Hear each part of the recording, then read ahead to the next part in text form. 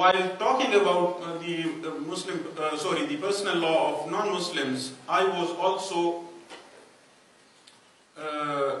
thinking, and I was expecting rather, that there would be some discussion on the personal law of Ahmadis or Qadianis, more particularly because the book already mentions, and this is true, that as far as Pakistani law is concerned and constitution is concerned, they are non-Muslims.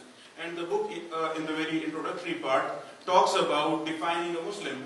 And there it quotes from the constitution, the definition of Muslim and non-Muslim, and then some decisions where the courts have already declared that, Justice Hussain said that equity and conscience demands that Muslim personal law should be applied to them, but later on there are judgments quoted by them where courts have already declared that Muslim personal law cannot be applied to them.